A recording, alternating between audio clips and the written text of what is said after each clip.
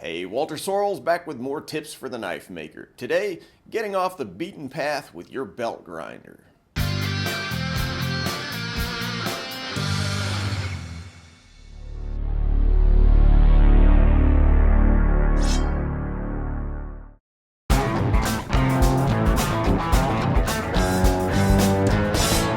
So the belt grinder is without a doubt the mission critical tool in the knife maker's arsenal.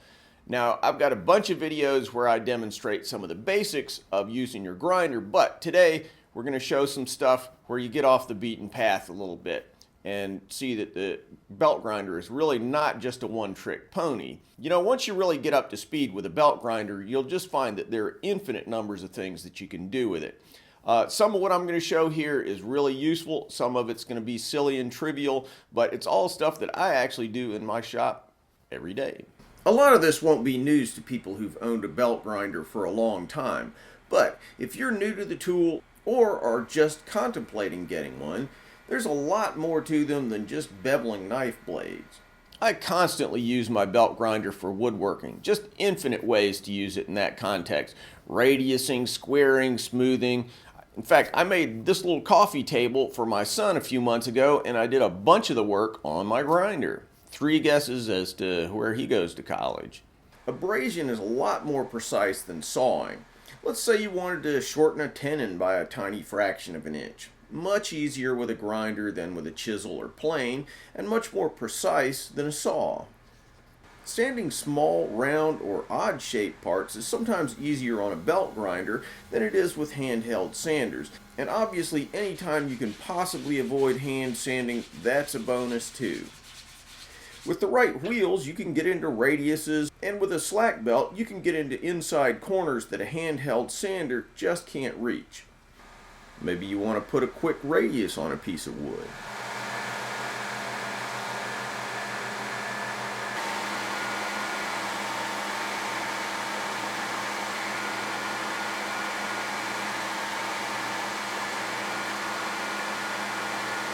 And I'm constantly needing little shims for one thing or another. You can bang them out in no time on the grinder.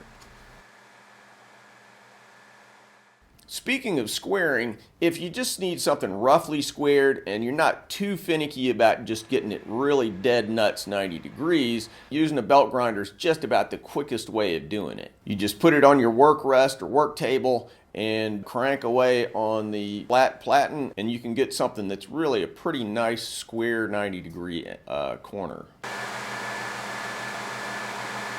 Surface grinding.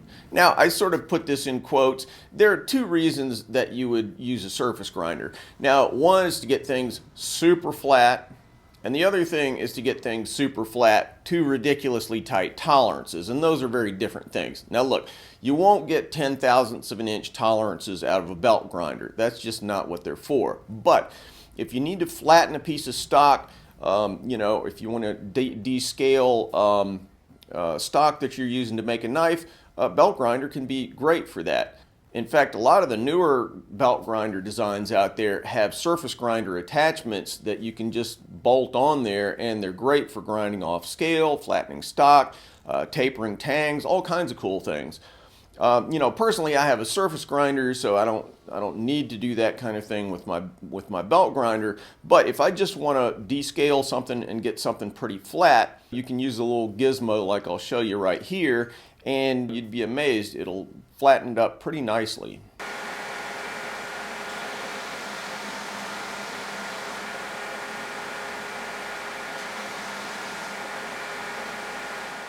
Let me jump in real quickly to mention that this video is sponsored by Combat Abrasives. Combat has recently introduced a structured abrasive belt comparable to 3M's Trizact structured abrasive belts, but at a better price. Let me tell you, I'm really stoked that they've come out with these belts. Structured abrasives are a mainstay for finishing in my shop, and I think once you try them, you'll just never go back to your old approach. Combat Abrasives, American owned, family operated. Find them at combatabrasives.com. There are a ton of random shop tasks that belt grinders are great for. Just for instance, shortening screws. How many times have you needed a screw that was shorter than the shortest machine screw you had in that jar of random screws sitting on your toolbox? Yeah, me too. Nothing like a belt grinder to shorten them up quickly. Thread a bolt on before grinding it, grab it with a pair of vice grips or lineman's side cutters, and then just grind it to size. The reason for putting that bolt on there is it'll help preserve the thread so that it won't cross thread or mess up that last little piece of thread at the end of the screw. So how many times have you bought some assemble-it-yourself doohickey that arrives with a bracket or tab or whatever that's just a hair too long or too wide, and so nothing fits right? Well, the temptation's to grab the 24-ounce persuader and just bash it until it sees things your way. But maybe taking off a fraction of an inch of metal on the belt grinder is the better solution. Want to round a piece of hex stock or put a point on something? Chuck it up in a hand drill and just go to it. There are a zillion things you can do using this technique. Chamfering a pin, tapering a pin, reducing the diameter of a pin or a dowel that won't fit in a hole, doming a pin. There is no end to the fun.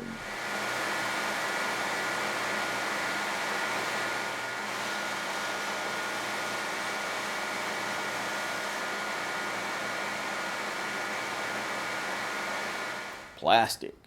I use all kinds of plastic in my shop. HDPE, Delrin, various composites like micarta, carbon fiber, G10. I make all kinds of little jigs and shop tools out of plastic. Sometimes you want a one and done tool, and it would be silly to spend all kinds of time and possibly money making it out of steel.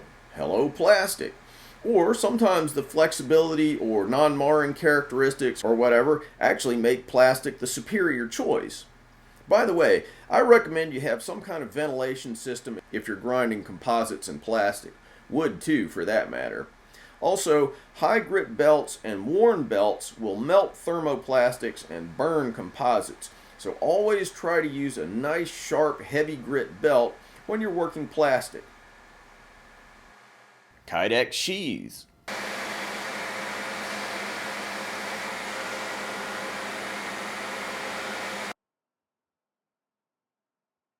Leatherwork.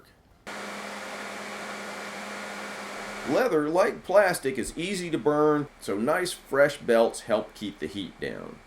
Same goes for slower speeds. Yep, I kid you not, pencil sharpening.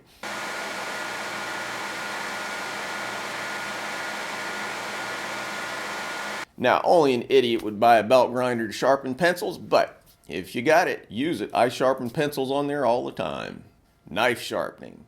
There are very few things that I'm asked about more than knife sharpening. And I'll tell you something, if you just want to do a really quick, nice sharpening job, just run over to the belt grinder and you can sharpen up a knife really quickly. Now, look, are you going to get that shaving, sharp, gleaming, perfect edge on a belt grinder? No. But for most real-world, day-to-day purposes, you can get a really nice, sharp edge on the belt grinder. Now, a lot of people think you might blow the temper because there's a lot of heat there, sparks flying off. No. If you're very careful about it, you move quickly and deliberately, and you know what you're doing, you can do it just fine without causing any problems to the temper. Obviously, you don't want to linger there and hold it hard against the belt grinder for a long time. Yeah, that will overheat it and blow the temper. But if you're careful, you can do it and get a really nice edge. If you poke around the internet, you'll find people talking about how they spend hours sharpening their knives on water stones. And look, if you want to make a plain blade or a fine woodworking chisel really sing, yes, there's a justification for spending a bunch of time with hand stones. But for a kitchen knife or everyday carry, not to my mind. I work with knives every day of my life, and I wouldn't even consider spending that kind of time sharpening a paring knife. You don't need to be able to shave hair with a knife in order to slice a chicken breast. So to me, over sharpening is just wasted effort. 30 seconds on the belt grinder, you can slice overripe tomatoes and all that kind of stuff. Anything that you'd need for the kitchen, you can get to in just a few seconds on the belt grinder. Now, speaking of sharpening, you can sharpen any number of things on a belt grinder. woodworking tools, lawnmower blades, lathe tools. I mean, they're just an enormous number of things that you can sharpen on there, and it'll do a really nice job, and it'll get it done very quickly. There's a certain kind of person who wants to, get on the hand stones and, go up to 10,000 grit and get it all gleaming and shaving sharp and all that, which is great. There's nothing wrong with that. But for a lot of tasks, lawnmower blades being a classic example, it's just ridiculous. You wouldn't even consider doing that. So for a lot of standard kind of little tools that you might have in the shop, you can just jump on the belt grinder, get a real nice edge, and be done with it in 30 seconds. And even if you're tuning up some fancy woodworking tool, it's a pretty common thing to either put off sharpening a tool for too long, or maybe you discover something that's been sitting around in the bottom of a toolbox for a long time. But the point is that you've finally gotten to this thing, and it's so dull that doing it by hand seems insurmountable. So the temptation is just to leave it alone. So there's this nice tool just completely going to waste. Well, you can do 90% of the work on the belt grinder, and that last 10% of handwork goes very quickly. Now, if you're going to do that with things like plane blades and chisels, it's very easy to burn the edges. Don't do this. You got to go slow, keep cooling them in water, and you just got to ease your way up to the final edge. And if you don't feel confident with that last little bit, maybe that's the time to turn to your stones. So last point, and this is not really something that you do per se with the belt grinder, but just kind of a general point about using your belt grinder. Look, don't be married to your vanilla aluminum oxide belts. There are enormous numbers of belts out there, surface conditioning belts and structured abrasives and all these different kinds of things. If you really want to open up the world of your belt grinder, try out a variety of belts. Just make that investment. I'm tempted to say that I tended to cheap out on belts back in the day, but it's not just that. You sort of get in the groove, you say, oh, well, this is working for me, and you just keep buying the same kind of belts. I mean, here's a for instance. I mentioned structured abrasives earlier, and I mean, for me, they're just absolutely critical to the method that I use for putting a finish on my knife. Now, everybody's style is different. They might not work for you, but for me, structured abrasives are just really critical. I mean, they're just an irreplaceable part of my workflow.